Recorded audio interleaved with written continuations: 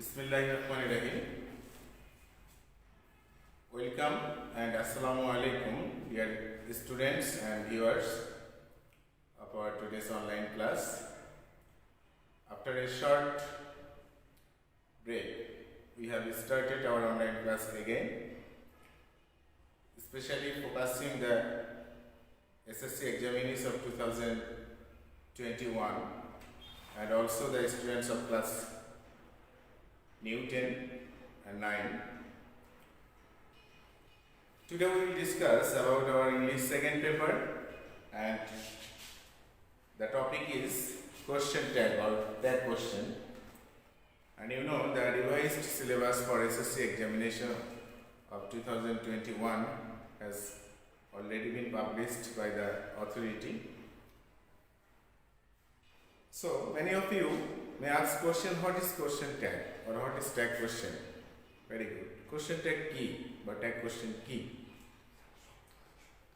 A question tag is a short addition to a statement or a sentence asking for agreement or confirmation. অর্থাৎ question tag হচ্ছে একটি জুড়ে দেওয়া ছোট্ট আকারের প্রশ্ন কোনো একটি বক্তব্য বা বাক্যের শেষে ওই বক্তব্য বা বাক্যের পক্ষে সমর্থন আদায় করার জন্য ছোট্ট করে যে জুড়ে দেওয়া প্রশ্নটি সেটি হচ্ছে কোশ্চেন ট্যাগ।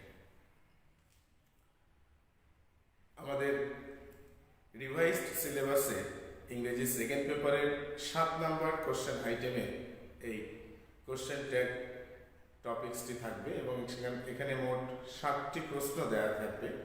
2021 সালে যারা এসএসসি পরীক্ষার্থী আছে তাদের রিভাইজড সিলেবাসে এটা থাকবে। তো ট্যাগ কোশ্চেনের কিছু মৌলিক বিষয়গুলো আছে। As a student, we have to know the structure of the sentence, we have to know the meaning of the sentence, we have to have a clear concept about the tense of the sentence, about the subject of the sentence, about the parts of speech, especially noun and pronoun, and also the numbers, singular number and plural number. কিছু basic মৌলিক জিনিসগুলো যদি একজন student হিসেবে একজন শিক্ষার্থী হিসেবে আমরা জানি তাহলে ট্যাগ কোশ্চেনটা আমাদের জন্য খুব ইজি হবে। আমাদেরকে কোশ্চেনের হিসেবে যে সেন্টেন্সটা দেওয়া থাকবে সেই সেন্টেন্সটা বোঝার চেষ্টা করতে হবে যে সেন্টেন্সটা অ্যাফার্মেটিভ নাকি নেগেটিভ, সেন্টেন্সটা কোন টেন্সে আছে, সেন্টেন্সের স্ট্রাকচারটা দেখে আমরা টেন্সটাকে ফাইন্ড আউট করতে পারবো। সেন্টেন্সের যে সাবজেক্টটা আছে সেটা নাউন নাকি প্রোনাউন, যদি নাউন হয় তাহলে তার প্রোনাউন ফর্ম কী হবে, সাবজেক্ট ওয়ার্ডটা সিঙ্গুলার নাকি প্লুরাল, এই বিষয়গুলো যদি আমরা একটু ধারণা থাকে তাহলে আমাদের জন্য ট্যাগ কোশ্চেন করা খুবই সহজ হবে। সাধারণত ট্যাগ কোশ্চেন হিসেবে যে সেন্টেন্সটা দেওয়া থাকবে সেই সেন্টেন্সটা যদি অ্যাফার্মেটিভ হয়, আবার বলছি সেন্টেন্সটা কি হবে, অ্যাফার্মেটিভ হবে। যদি সেন্টেন্সটা অ্যাফার্মেটিভ হয়ে থাকে তাহলে কিন্তু কোশ্চেন ট্যাগ হবে নেগেটিভ, আর সেন্টেন্সটা যদি নেগেটিভ হয় তাহলে কিন্তু কোশ্চেন ট্যাগটা হবে affirmative. It's a very important topic. এটা আমাদেরকে মনে রাখতে হবে যে সেন্টেন্সটা যে সেন্টেন্সে ট্যাগ কোশ্চেন করতে দেওয়া হবে সেটি যদি অ্যাফার্মেটিভ হয় তাহলে ট্যাগ কোশ্চেনটা হবে নেগেটিভ, সেটি যদি নেগেটিভ হয় ট্যাগ কোশ্চেনটা হবে অ্যাফার্মেটিভ। ট্যাগ কোশ্চেনের যে সাবজেক্ট হবে সেই সাবজেক্টটা কিন্তু অলওয়েজ সর্বদাই প্রোনাউন ফর্মে হবে। রিমেম্বার, ট্যাগ কোশ্চেনের সাবজেক্ট আমরা যা নিব সেটা সবসময় প্রোনাউন ফর্মে হবে। যখন আমরা নেগেটিভ ট্যাগ কোশ্চেন গঠন করব তখন হেল্পিং ভার্বের সাথে আমাদের নট শব্দটা ব্যবহার করতে হবে। তো এখানে কিন্তু পূর্ণাঙ্গ রূপটি হবে না, যেমন is not, are not, do not, does not, এরকম পূর্ণ রূপটি লেখা যাবে না। এখানে কি করতে হবে, এই is not, am not, are not, do not, এগুলো যে কন্ট্রাক্টেড ফর্ম আছে, এগুলো যে কন্ট্রাকশন ফর্ম আছে অর্থাৎ সংক্ষিপ্ত যে রূপটা সেটা কিন্তু আমাদেরকে জানতে হবে। বেসিক্যালি আমরা অনেকে জানি যে যদি ডু নট থাকে তাহলে আমরা এটাকে কি লিখি, ডন্ট লিখি, রাইট। তারপরে আবার যদি ডাজ নট থাকে আমরা কি করি, ডাজন্ট লিখি। এটি কমন জিনিস। হ্যাভ নট থাকলে হ্যাভেন্ট, হ্যাজ নট থাকলে হ্যাজেন্ট, হ্যাড নট থাকলে হ্যাডেন্ট হবে, উইল নট, শ্যাল নট। এটা একটু বিশেষ একটা রূপ আছে, এটা একটু আমরা দেখে নেব। শ্যাল নট, শ্যাল নট থাকলে কিন্তু হবে শান, SHAN', শান। তাহলে শ্যাল নট থাকলে কি হবে, শ্যাল নট থাকলে আমাদেরকে লিখতে হবে শান। এখন যদি উইল নট থাকে, উইল নট থাকলে হবে অন। রিমেম্বার, উইল নট থাকলে কি হবে, অন হবে। এম নট যদি থাকে বা এম নট লিখতে হবে কোথাও, তখন কিন্তু আমরা লিখব আরএন্ট। কি লিখবো আমরা, আরএন্ট লিখতে হবে আমাদের। এরকম হ্যাভ নট থাকলে হ্যাভেন্ট, হ্যাজ নট থাকলে হ্যাজেন্ট, এক্সেট্রা এই জিনিসগুলো হবে। তো এগুলো একটু ব্যতিক্রম আছে। Shall not, shan't, will not, won't, am not, aren't, হ্যাঁ, এই পয়েন্টগুলো আমরা একটু মনে রাখি। আমরা সকলেই জানি, বিশেষ করে আমরা যারা ক্লাস 10-এ অলরেডি এবছর আমরা প্রমোশন পেয়েছি এবং যারা আমরা এসএসসি পরীক্ষার্থী, এই কমন ফিচারগুলো আমরা জানি। আমরা একটু এখন আলোচনা করব যেটা ইম্পারেটিভ সেন্টেন্স যদি থাকে, সেন্টেন্সটা ইম্পারেটিভ, তো তার ট্যাগ কোশ্চেনটা আমরা কিভাবে করব। তো আমরা দেখি ইম্পারেটিভ সেন্টেন্স কি দিয়ে শুরু হয়।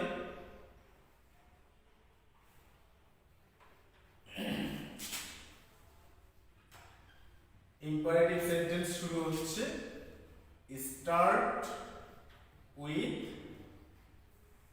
Main verb. কি ভার্ব দিয়ে শুরু হবে, যে একটা ইম্পারেটিভ সেন্টেন্স যদি মেইন ভার্ব দিয়ে শুরু হয় তাহলে সেটা ট্যাগ কোশ্চেন আমরা কিভাবে করব। ফর এক্সাম্পল আমরা দিতে পারি, এক্সাম্পল হিসেবে যদি লেখা হয় যে হেল্প দ্য বয়, ছেলেটিকে সাহায্য করো। এখানে কিন্তু হেল্প এই ওয়ার্ডটা মেইন ওয়ার্ড, বয় এই ওয়ার্ডটা অবজেক্ট। তাহলে এই সেন্টেন্সটা ট্যাগ কোশ্চেন আমরা কিভাবে করব, এটা হচ্ছে আমাদের আলোচনার বিষয়বস্তু। এই সেন্টেন্সের ট্যাগ কোশ্চেনটা করতে গেলে আমাদেরকে দেখতে হবে যে ইম্পারেটিভ ফর্মে আছে এটা, কিন্তু সেন্টেন্সটা হ্যাঁ হবে, এখানে কিন্তু কোনো নেগেটিভ ওয়ার্ড নাই। তাহলে আমরা ট্যাগ কোশ্চেন হিসেবে আমরা উইল নট, এটাও আমরা লিখতে পারবো। আবার আমরা চাইলে উইল নট ইউ, সরি আমরা লিখতে পারবো উইল ইউ। আবার উইল এর সংক্ষিপ্ত ফর্ম নেগেটিভ করতে পারবো অন, এটাও আমরা লিখতে পারবো। অর্থাৎ ইম্পারেটিভ সেন্টেন্সটা যদি আমার হেল্পিং ভার্ব, মেইন ভার্ব দিয়ে শুরু হচ্ছে এবং সেটা যদি নেগেটিভ না হয়ে থাকে, তাহলে আমরা উইল ইউ অথবা অন্ট ইউ লিখতে পারবো। প্রশ্ন আসতে পারে যে ইউ কোথা থেকে আসবে sir. We know in imperative sentence, if that is started with main verb, the subject you is always mute, is always understood. এটা imperative sentence যদি মূল ভার্ব দিয়ে শুরু হয় তার সাবজেক্ট ইউ সবসময় উচ্চ থাকে, এটা আমরা জানি। সেই সেন্স থেকে আমরা এটা করেছি। তাহলে এখানে একটা লার্নিং হলো আমাদের। এখন আমরা আরেকটা জিনিস দেখব,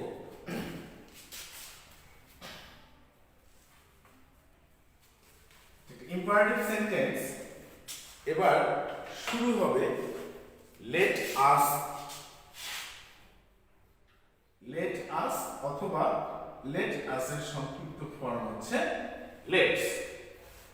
যদি লেট আস অথবা লেটস দিয়ে একটা ইম্পারেটিভ সেন্টেন্স শুরু হয় তখন আমরা তার ট্যাগ কোশ্চেন কি করতে পারি। তো ফর এক্সাম্পল আমরা একটা সেন্টেন্স দেখে নিই, যেমন লেট আস লার্ন ইংলিশ।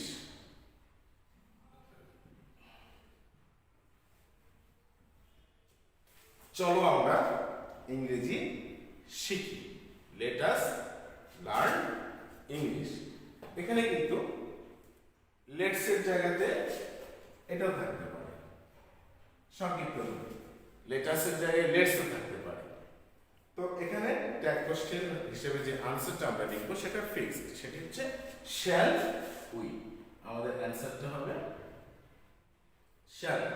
একটু খেয়াল করে দেখো যে আমরা অ্যান্সার লেখার প্রসেসটাও কিন্তু এখানে জানতে পারবো যে আগে যে স্টেটমেন্টটা দেওয়া থাকবে কোশ্চেনে সেই স্টেটমেন্টটা তুলতে হবে, তারপরে কমা দিতে হবে, ট্যাগ কোশ্চেনটা লিখে আন্ডারলাইন করে তারপরে কোশ্চেন মার্ক দিতে হবে। অনেক সময় আমরা খাতায় বা আনসার স্ক্রিপ্টে দেখে থাকি যে শুধু এই ট্যাগ কোশ্চেন অংশটা লিখেছে, কোশ্চেনের নাম্বার দিয়ে ট্যাগ কোশ্চেন অংশটা লিখেছে।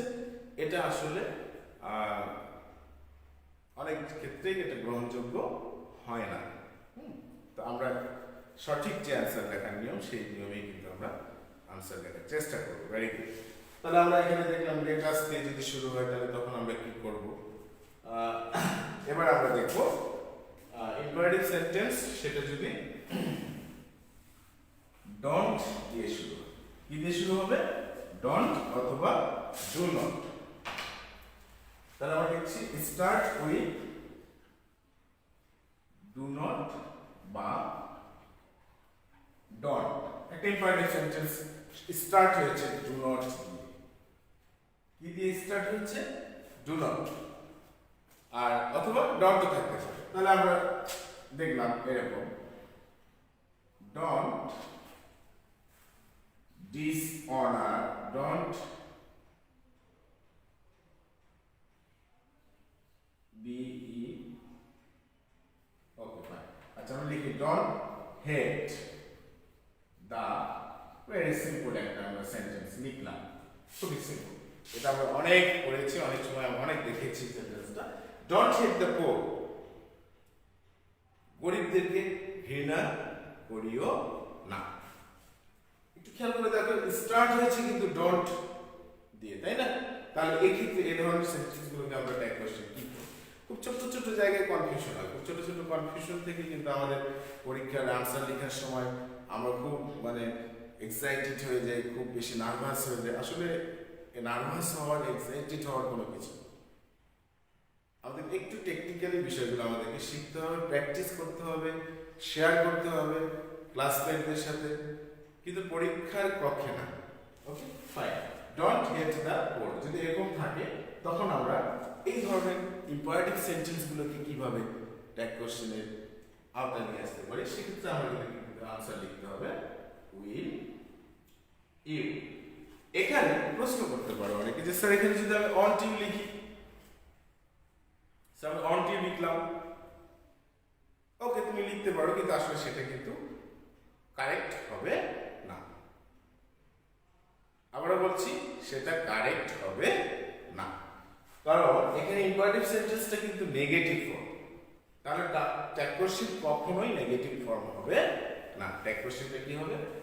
অ্যাফার্মেটিভ ফর্ম হবে। আমি প্রথমে বলেছি যে স্টেটমেন্ট যদি নেগেটিভ থাকে ট্যাগ কোশ্চেন হবে অ্যাফার্মেটিভ, স্টেটমেন্টটা যদি অ্যাফার্মেটিভ থাকে ট্যাগ কোশ্চেনটা হবে নেগেটিভ।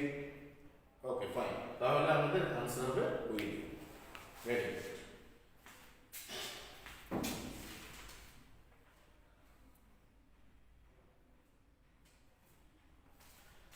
আবার আমরা আরেকটা এক্সাম্পল দেখি, আরেক ধরনের ইম্পারেটিভ সেন্টেন্স আমরা এখানে দেখে থাকি।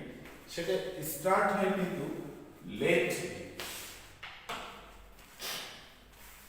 Start with let plus personal object. Personal object, এখন পার্সোনাল অবজেক্ট হিসেবে কি থাকতে পারে? পার্সোনাল অবজেক্ট হিসেবে থাকতে পারে হিম, থাকতে পারে মি, থাকতে পারে হ্যাঁ দেম, থাকতে পারে এটসেট্রা। কিন্তু লেট আস থাকবে না। রিমেম্বার, লেটের পরে মি থাকতে পারে, লেটের পরে হিম থাকতে পারে, লেটের পরে দেম থাকতে পারে, ইউ থাকবে না, আস থাকবে না। ওকে, তখন আমরা সেই ধরনের ইম্পারেটিভ সেন্টেন্সগুলোকে কিভাবে ট্যাগ কোশ্চেনের আওতায় নিয়ে আসবো। আমরা একটা এক্সাম্পল দেখি, তাহলে আমাদের অনেকটা হেল্পফুল হবে। যেমন let him play cricket. Let him play cricket. তাকে ক্রিকেট খেলতে দাও, তাকে ক্রিকেট খেলতে দেওয়া হোক। এখানে কিন্তু সাবজেক্ট ইউটা সাইলেন্ট আছে, তাহলে এখানে খেয়াল করে দেখো লেটের পরে কিন্তু এখানে আস নাই, লেট আস নাই, তাহলে আমাদের এখানে আনসার আমরা লিখবো কি। এবার দেখে যাবো টেনশন, কি করব ক্লাসে তো শিখি নাই। শেখার জন্য ক্লাস এবং পাশাপাশি একজন শিক্ষার্থীকে নিজেকেও সার্চ করতে হবে, কোন কোন সোর্স, কোন কোন উৎস আছে জ্ঞান আহরণ করার, নলেজ গেদার করার জন্য কোন কোন সোর্সগুলো আছে, এই সোর্সগুলোকে কিন্তু তোমাদেরকে অলওয়েজ সার্চ করতে হবে। আমরা যেমন সোশ্যাল মিডিয়ায় দেখো না, সার্চ করি কোনো একটা নাম দিয়ে, কোনো একটা আইডি দিয়ে সার্চ করি, ঠিক তোমাদেরকেও সার্চ করতে হবে নলেজের সোর্সগুলো কোথায়, সেখানে কি ধরনের তথ্য আছে, কি ধরনের জ্ঞানের উল্লেখ আছে, সেগুলো কিন্তু কালেক্ট করতে হবে। যত বেশি ইনফরমেশন কালেক্ট করতে পারবে তত বেশি তোমরা রিচ হবে। মনে রাখবে বর্তমান যুগটা কিন্তু হচ্ছে তথ্যের যুগ, যার কাছে যত বেশি তথ্য থাকবে সে তত বেশি অ্যাডভান্স হবে। ওকে, ভেরি গুড। তাহলে লেট হিম, এখানে আমরা আনসার লিখব উইল ইউ। তাহলে আমরা এখান থেকে যদি একটু সামারি করি তাহলে কি হচ্ছে, যদি একটি ইম্পারেটিভ সেন্টেন্স মূল ভার্ব দিয়ে শুরু হয়, do the work, come here, give me a glass of water, respect your parents, respect your teachers, study attentively, etc., etc. Then you can write the answer of that question, will you অথবা won't you. Number 2, যদি imperative সেন্টেন্সটা do not বা don't দিয়ে start হয়, তাহলে আমরা tag question হিসেবে answer লিখতে পারি will you, not you.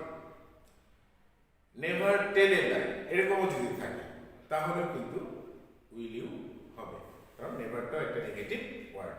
ওকে, তারপর যদি লেট আস বা লেটস দিয়ে শুরু হয় তাহলে ট্যাগ কোশ্চেন হবে কি, এটা একদম ফিক্সড, শ্যাল উই, এখানে উইল ইউ হবে না, উড ইউ কিছু হবে না, এটা একদম confirm, shall we.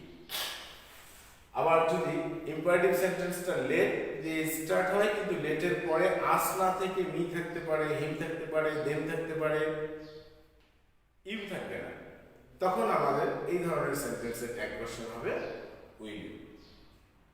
So I hope you have better understood the topics, and today we are going to discuss a new topic regarding tag question, but not it is related to imperative sentence. মাঝে মাঝে আমরা ইংরেজি sentence pi, there are many trees in the garden, there are many fishes in the pond, there are 2 schools in our village, there is a big playground in our school. The sentence starts with there. আমরা এটাকে introductory দেয়ার বলি। কোথাও কোনো কিছু আছে এরকম অর্থ প্রকাশ করার জন্য আমরা দেয়ারের সাহায্যে সেন্টেন্স মেকিং করে থাকি। তো এরকম কোনো সেন্টেন্স যদি আমাদের আমরা পেয়ে যাই কখনো, যে দেয়ার আর 2 ponds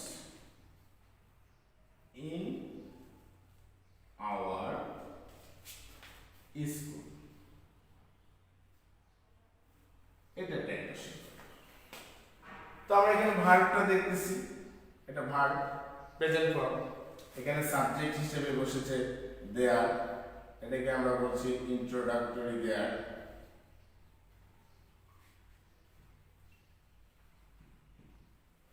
তাহলে এই সেন্টেন্সের ট্যাগ কোশ্চেন কি হবে? ভেরি গুড, আমরা সিম্পলি মনে রাখবো যদি কোনো সেন্টেন্স দেয়ার দিয়ে স্টার্ট হয় এবং সাবজেক্ট হিসেবে দেয়ার থাকে, তাহলে ওই সেন্টেন্সের ট্যাগ কোশ্চেন করার সময় আমাদের তো একটা সাবজেক্টের দরকার হবে, তো এই দেয়ারটাই সেখানে রিপ্লেস হবে। অন্য কোনো ওয়ার্ড হবে না। তাহলে এখানে আমাদের আনসার কি হতে পারে খেয়াল করে দেখো, সেন্টেন্সটা অ্যাফারমেটিভ, তাহলে আমাদের আর নট আমরা লিখবো না, কারণ আর নট ফুল ফর্ম, এটা কন্ট্রাকশন ফর্ম আমাদেরকে লিখতে হবে। তাহলে আমরা কি করব, এখানে আমাদেরকে লিখতে হবে আরএন্ট, আর এই দেয়ার এখানে রিপ্লেস হবে। ওকে, তাহলে আমরা এখানে একটা লার্নিং শিখলাম, দেয়ার দিয়ে কোনো সেন্টেন্স যদি শুরু হয় তার ট্যাগ কোশ্চেনের সাবজেক্ট হিসেবে দেয়ার ইন। ভেরি গুড, এটা একটা বিষয় ছিল এখানে।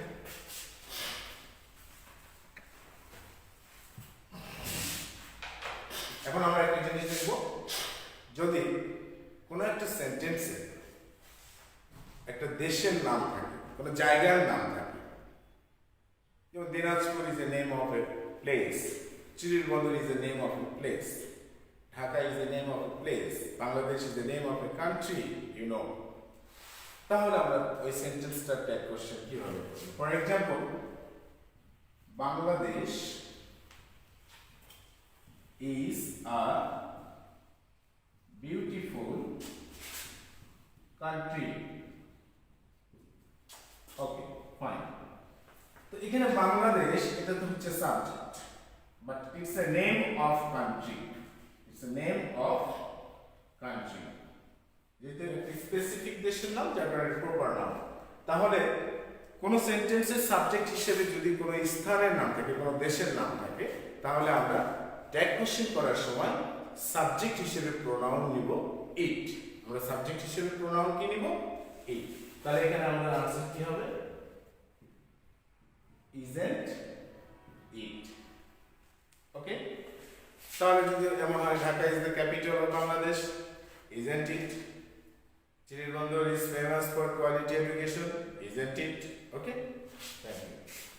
নেক্সট আমরা নিড ভার্ব নিয়ে একটু কনফিউজড হয়ে যাই।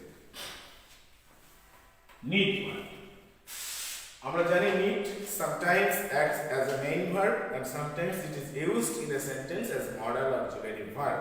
But how we can differ, how we can separate the function of need in a sentence? Remember, whenever need is used as a main verb, after subject you will find need and there will be no any negative word after need.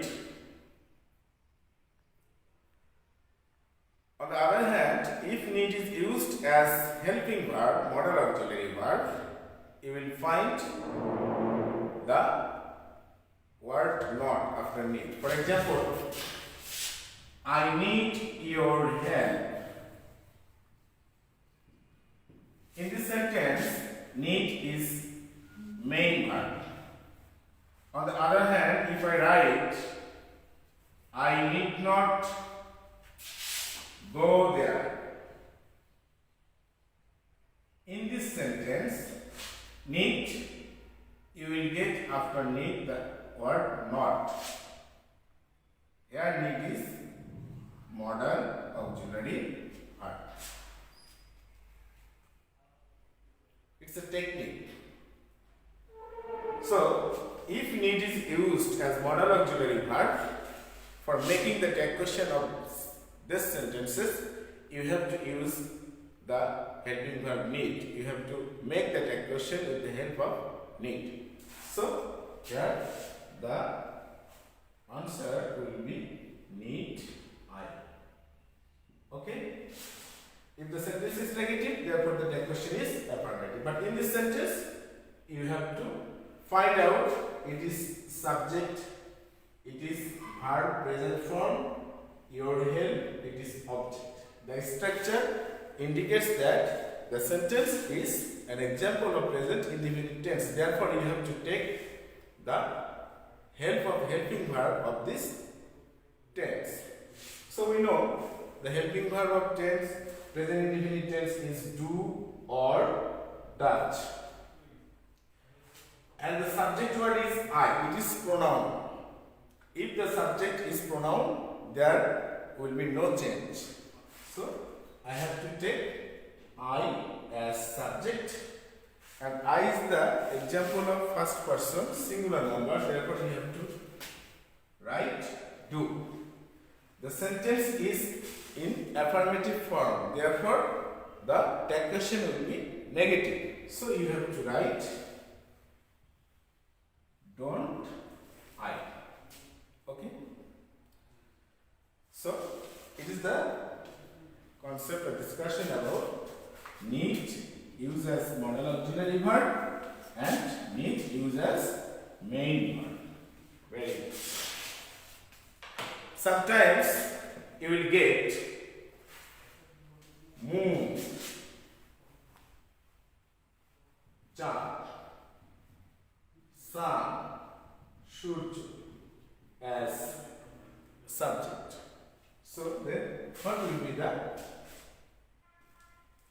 answer of that question? For example, the moon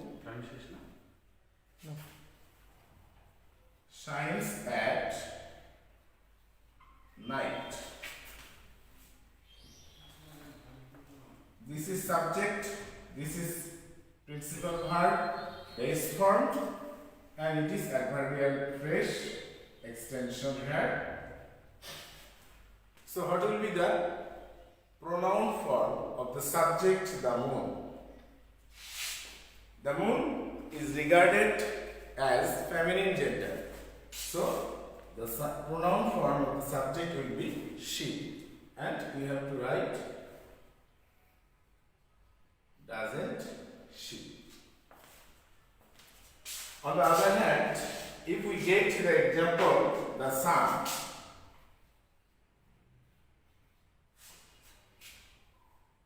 the sun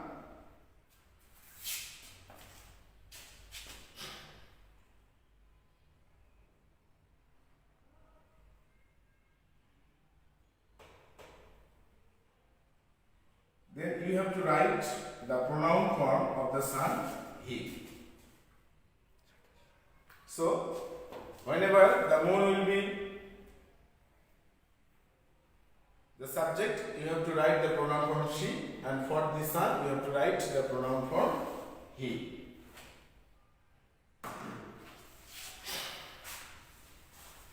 So, thank you so much.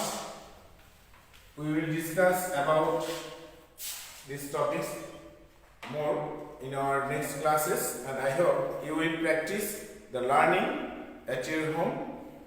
And if you get any difficulties, I am requesting you not to feel any hesitation to contact with me.